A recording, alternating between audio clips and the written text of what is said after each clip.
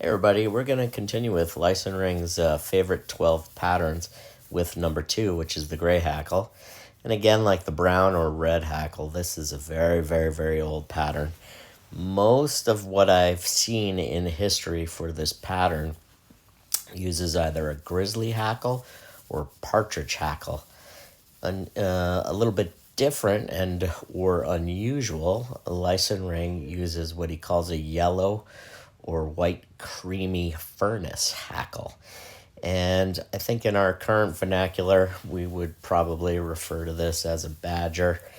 For him, furnace hackle had dark centered lists with dark tips. Unfortunately, I don't have in the hen world or in the rooster world a hackle like that. I simply have what we call badger nowadays, with the black center and the yellow or creamy coloration going out to the edge. So that's what I'm going to use. And like all of Leisenring's patterns and the flimf patterns as well, we're going to tie that hackle in, as you see, by the stem and continue building the fly back towards the bend in the body of it. The herl for both this fly and the fly before is very strictly stated as bronze peacock herl. And in his discussion of materials, he mentions that to him, bronze peacock herl has zero green, no green tinge to it whatsoever. And he acknowledges that that's not always the easiest thing to find, and that having magenta dyed peacock herl is an acceptable substitute and works really, really well. So that is what I have. I do not have bronze peacock herl, but I do have magenta, which is very commonly used as the substitute for bronze peacock herl. I didn't like my attachments there in the back, so I'm redoing it. And we're going to go forward here. And we're not 100% sure how Leisenring would have wrapped the peacock herl.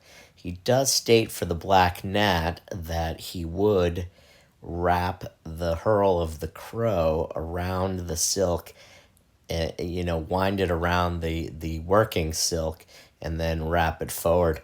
Perhaps he did that with the herl as well.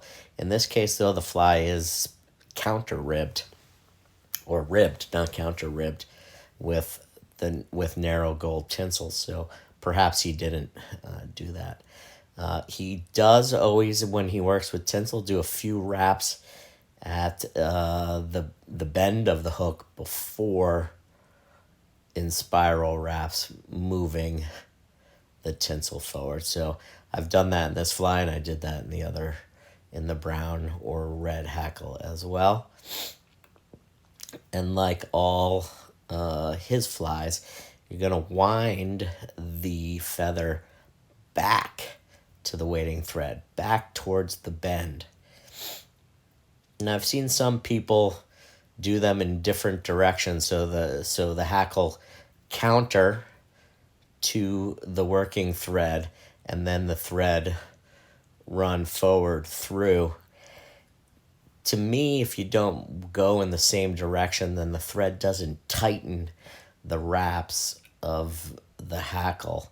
I think it's stronger if you do it in the same direction, meaning that, so I'm winding, away from me over the top the hackle, and I'm going to do the same thing with the thread, so that as I move that thread through the hackle, the pressure puts down on the stem. It's actually tightening the stem on the hook.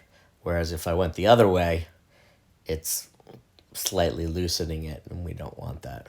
So I'm going in that direction, and I use my half-hitch tool to push everything back to get a clean grip on the head, make a nice head there, and a whip finish.